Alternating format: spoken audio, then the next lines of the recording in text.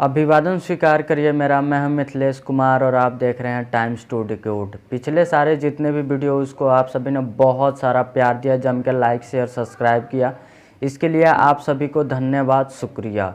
आज हम लोग का विषय है कि हमारे विश्व में सबसे पहले अखबार समाचार पत्र जो दिन प्रतिदिन की घटनाएं राजनीतिक, साहित्यिक और सामाजिक, जिसको हम पढ़ करके सूचना संग्रहित करते हैं और समझते हैं, उसी टॉपिक पे आज हम बात करेंगे। और सबसे पहले जानने की कोशिश करेंगे कि पूरे विश्व में समाचार पत्र का उद्गम कब से हुआ, उसके बारे में पूरी जानकारी। क्या आपको पता है समाचार पत्र की कितनी बड़ी भूमिका रही है हमारे देश को आज़ाद कराने में? पूरे विश्व की सबसे पहली समाचार पत्र 59 ईस्वी पूर्व की है, जिसका नाम है द रोमन एक्टा डिurna।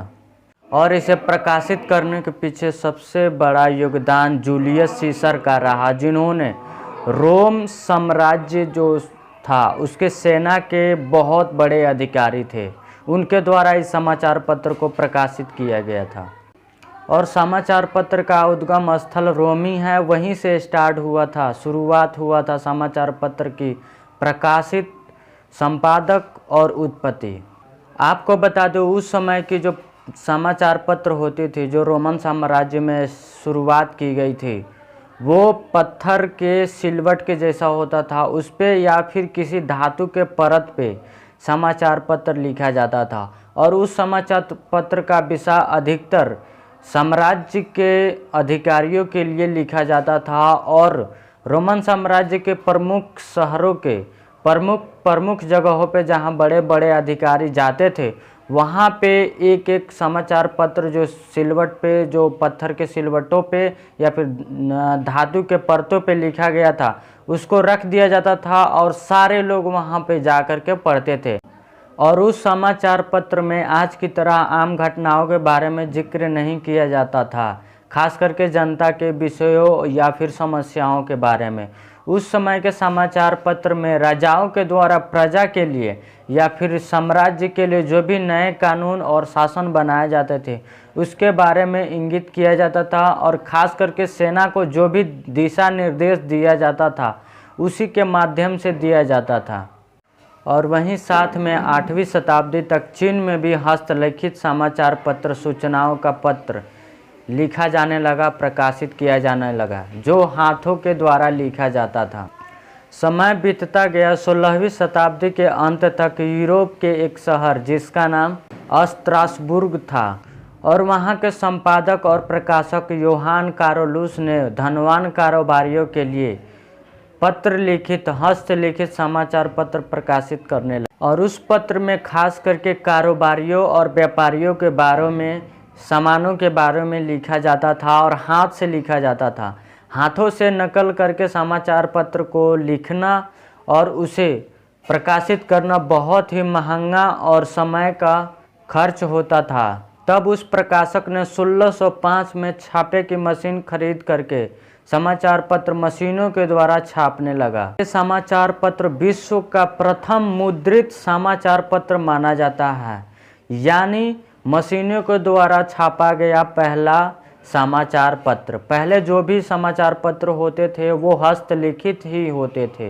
एक पूरी अखबार समाचार पत्र जो आज हम 7-8 पेजों में पढ़ते हैं, ठीक वैसे ही समाचार पत्र 1780 में बंगाल गजट नाम से प्रकाशित हुआ।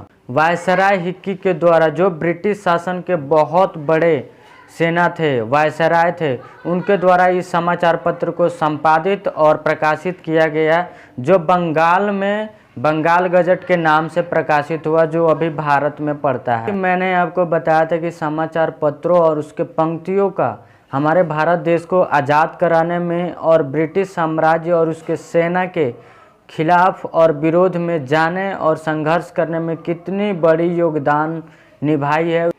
समय के साथ साथ अखबार ही भारत के आज़ादी के हथियार बने। समाचार पत्रों के द्वारा हमारे जितने भी महापुरुष आंदोलनकारी थे, उन्होंने अपनी कविता के माध्यम से, अपनी लेख के माध्यम से लोगों को एकजुट करने का प्रयास किया अंग्रेज़ों के खिलाफ, उनके आंदोलन और शोषणकारी सत्ता के खिलाफ। लेकिन समाचार पत्र या फिर अखबार प्रकाशित करना उस समय भी बहुत बड़ी चुनौती थी। बहुत सारे अखबार और समाचार पत्र के प्रकाशक, उनके पब्लिकेशन जो भी और संपादक जो भी थे, उनके ऊपर बंदियों, पाबंदियों और बंदिशों का बहुत बड़ा जुर्माना झेलना पड़ता था। पूरी पब्लिकेशन कमेटी पे भारी भरकम जुर्माना लगाया जाता था। कई सारे हमारे स्वतंत्रता सेनानी और आंदोलनकारी रहे हैं जो समय के साथ अखबारों के द्वारा अपनी बातों को जनता में फैलाने का काम किया, उन्हें एकजुट करने का काम किया ताकि हम अंग्रेज़ों के खिलाफ एकजुट हो खड़े हों और आंदोलन करें और भारत से उनको बाहर भेजें। खुद गांधी जी ने हरिजन और यंग इंडिया समाचार पत्र का प्रकाशन किया था। साथ ही मौलाना अबुल कलाम आज़ाद भी अल हिलाल नामक समाचार पत्र का प्रकाशन किया और इन सभी समाचार पत्रों में देशों को एकजुट करना और अंग्रेज़ों के खिलाफ लड़ना और हमारे देश को कैसे सुदृढ़ बनाना, इसके बारे में पूरी विस्तारित रूप से चर्चा की जाती थी और लोगों को एकजुट किया जाता था। और ये सारी बातें प्रमाण हैं कि भारत के आज़ादी में आंदोलनकारी महापुरुषों के अलावा अखबारों, पत्रिकाओं और समाचार पत्रों की कितनी बड़ी भूमिका रही है। साथ ही हम बात करेंगे भारत के मीडिया, समाचार पत्र, प्रेस की स्वतंत्रता के बारे में, ताकि वो निष्पक्ष होकर के अपनी समाचार, लोगों से जुड़ी घटनाएं और देश से जुड़ी घटनाएं बता सकें।